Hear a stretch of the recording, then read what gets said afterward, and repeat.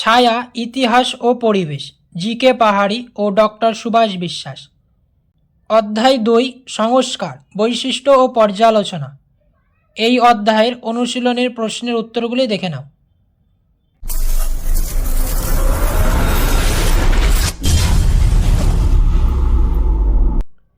বিভাগ ক, বহু বিকল্প ভিত্তিক প্রশ্নাবলী MCQ। প্রশ্নমান 1, সঠিক উত্তরটি নির্বাচন করো। প্রশ্ন 1, বামাবোধিনী পত্রিকার সম্পাদক ছিলেন? উত্তর হবে এ, উমেশচন্দ্র দত্ত। প্রশ্ন 2, কলকাতা মেডিকেল কলেজের প্রথম অধ্যক্ষ ছিলেন? উত্তর হবে এ, ডক্টর M.J. ব্রামলি। বিভাগ খ, অতি সংক্ষিপ্ত প্রশ্নাবলী। মান 1, এ, একটি বাক্যে উত্তর দাও। প্রশ্ন 1, বাংলায় কোন শতককে নবজাগরণের শতক বলা হয়? উত্তর হবে 19 শতককে নবজাগরণের শতক বলা হয়। প্রশ্ন 2, কলকাতা বিশ্ববিদ্যালয়ের প্রথম ভারতীয় উপাচার্য কে ছিলেন? উত্তর হবে স্যার গুরুদাস বন্দ্যোপাধ্যায়, কলকাতা বিশ্ববিদ্যালয়ের প্রথম ভারতীয় উপাচার্য। প্রশ্ন 3, ফোর্ট উইলিয়াম কলেজ প্রতিষ্ঠিত হয়েছিল কত খ্রিস্টাব্দে? উত্তর হবে ফোর্ট উইলিয়াম কলেজ প্রতিষ্ঠিত হয়েছিল 1800 খ্রিস্টাব্দে। প্রশ্ন 4, কত খ্রিস্টাব্দে হুগলি মহসিন কলেজ প্রতিষ্ঠিত হয়?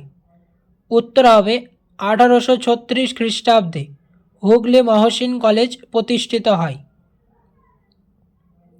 বি, ঠিক বা ভুল নির্ণয় করো। প্রশ্ন 1, শ্রীরামকৃষ্ণ রামকৃষ্ণ মিশন প্রতিষ্ঠা করেছিলেন? এটি হবে মিথ্যা। রামকৃষ্ণ মিশন প্রতিষ্ঠাতা করেছিলেন স্বামী বিবেকানন্দ। প্রশ্ন 2, কলকাতা বিশ্ববিদ্যালয়ের প্রথম মহিলা MA ছিলেন কাদম্বিনী বসু? এটিও হবে মিথ্যা। সি, ক স্তম্ভের সঙ্গে খ স্তম্ভ মেলাও। 1, উমেশচন্দ্র দত্ত। উত্তর হবে বি, বামাবোধিনী পত্রিকা। প্রশ্ন 2, হরিশচন্দ্র মুখোপাধ্যায়। উত্তর হবে ডি, হিন্দু প্যাট্রিয়ট। প্রশ্ন 3, কালীপ্রসন্ন সিংহ। উত্তর হবে এ, হুতুম প্যাঁচার নকশা। প্রশ্ন 4, দীনবন্ধু মিত্র। উত্তর হবে সি, নীলদর্পণ। ডি, শূন্যস্থান পূরণ করো। প্রশ্ন 1, বামাবোধিনী ছিল ড্যাশ পত্রিকা? শূন্যস্থানে বসবে মাসিক পত্রিকা। প্রশ্ন 2, নীলদর্পণ নাটকের ইংরেজি অনুবাদ করেন ড্যাশ? শূন্যস্থানে বসবে রেভারেন্ড জেমস লং। প্রশ্ন 3, ড্যাশ ভারতে পাশ্চাত্য শিক্ষার ম্যাগনা কার্টা বলা হয়? শূন্যস্থানে বসবে উডের ডেসপ্যাচ।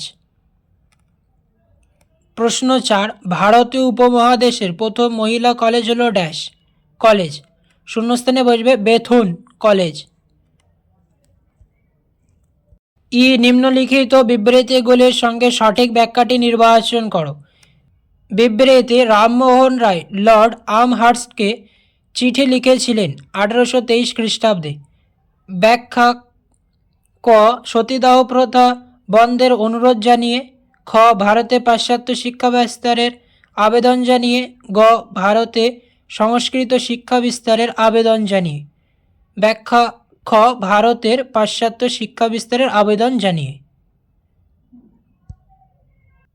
বিভাগ গ, সংক্ষিপ্ত প্রশ্নাবলী। মান 2, 2-3টি বাক্যে উত্তর দাও। প্রশ্ন 1, বাংলার নারী শিক্ষা বিস্তারে রাজা রাধাকান্ত দেবের ভূমিকা বিশ্লেষণ করো। রাজা রাধাকান্ত দেব বাংলায় নারী শিক্ষা বিস্তারে গুরুত্বপূর্ণ ভূমিকা পালন করেছিলেন।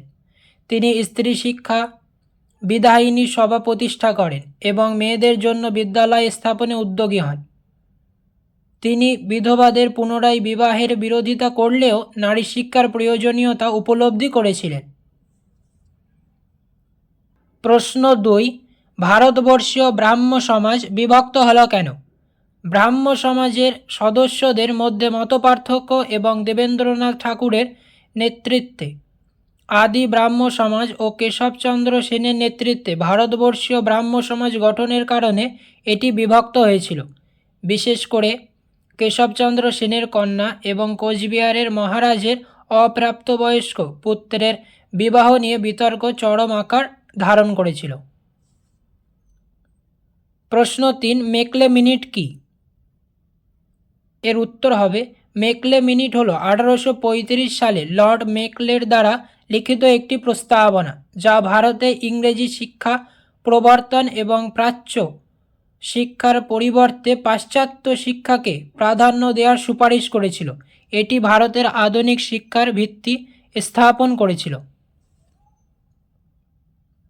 প্রশ্ন 4, সমাজ সংস্কারে নব্যবঙ্গদের ভূমিকা কী ছিল?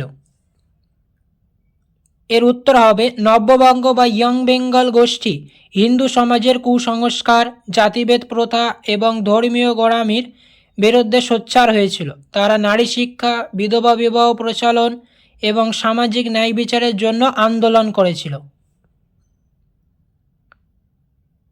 প্রশ্ন 5, মধুসূদন গুপ্ত কে ছিলেন? এর উত্তর হবে মধুসূদন গুপ্ত ছিলেন একজন বাঙালি চিকিৎসক, যিনি কলকাতা মেডিকেল কলেজে প্রথম ভারতীয় হিসেবে শব ব্যবচ্ছেদ করেছিলেন। এই সাহসী কাজ ভারতে আধুনিক চিকিৎসা বিজ্ঞানের ইতিহাসে একটি যুগান্তকারী ঘটনা ছিল। প্রশ্ন 6, বাংলার নবজাগরণ বলতে কী বোঝায়? এর উত্তর হবে বাংলার নবজাগরণ বলতে 19 শতকে বাংলায় ঘটে যাওয়া সামাজিক, ধর্মীয়, সাংস্কৃতিক এবং বুদ্ধিবৃত্তিক জাগরণকে বোঝায়। এই সময় রাজা রামমোহন রায়, ঈশ্বরচন্দ্র বিদ্যাসাগর প্রমুখের নেতৃত্বে কুসংস্কার দূর করে আধুনিক চিন্তাধারার প্রসার ঘটে। প্রশ্ন 7, স্কুল বুক সোসাইটি কেন প্রতিষ্ঠিত হয়েছিল? স্কুল বুক সোসাইটি প্রতিষ্ঠিত হয়েছিল বাংলায় স্কুলগুলিতে পাঠ্যপুস্তক সরবরাহ করার উদ্দেশ্যে। এটি শিক্ষার প্রসারে এবং শিক্ষার্থীদের কাছে সহজে বই পৌঁছে দিতে গুরুত্বপূর্ণ ভূমিকা পালন করেছিল। আজকে এই পর্যন্ত, দেখা হচ্ছে অন্য একটি নতুন ভিডিওতে। যদি ভিডিওটি ভালো লেগে থাকে অবশ্যই লাইক, কমেন্ট এবং শেয়ার করবে, আর চ্যানেলে নতুন হলে অবশ্যই চ্যানেলটিকে সাবস্ক্রাইব করবে এই ধরনের নিত্য নতুন ভিডিও পেতে।